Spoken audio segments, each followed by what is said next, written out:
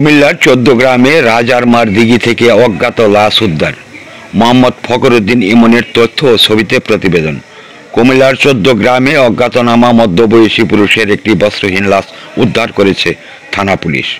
পানির তৃপ্তি মেটাতে প্রতিদিনের সঙ্গী ডেইলি মগ। আরও রয়েছে জুনিয়র মাম পট।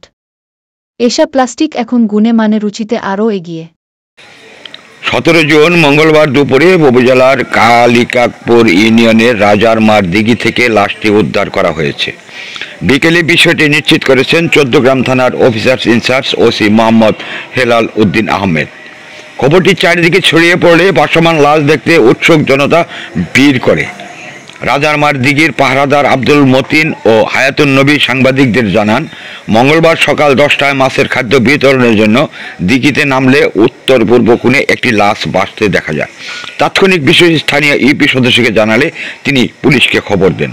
পরে পুলিশ ঘটনাস্থলে পৌঁছে ভাসমান লাশটি উদ্ধার শেষে থানায় নিয়ে যায়।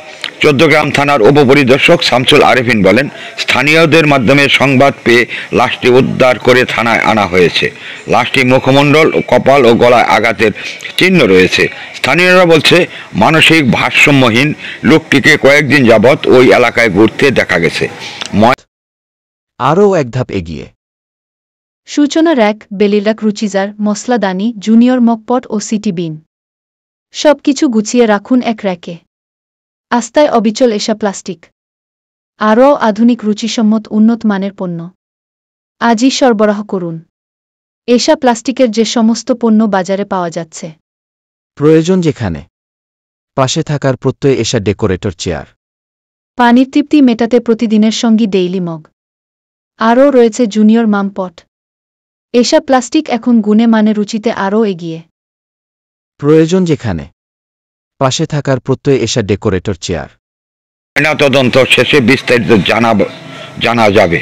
১৪ গ্রাম থানার officer in charge OC Mohammad Helal Uddin Ahmed বলেন, এলাকায় পাগল হিসেবে পরিচিত এক ব্যক্তির লাশ দিঘি থেকে উদ্ধার করা হয়েছে। তবে কিভাবে মারা গেছে সেই রহস্য তার জানা নেই বলে জানিয়েছেন।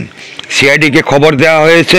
তথ্য প্রযুক্তির সহায়তা ফিঙ্গারপ্রিন্টের মাধ্যমে লাশের পরিচয় শনাক্ত করা হবে। ফখরুদ্দিন ইমন, ১৪ গ্রাম, কুমিল্লা।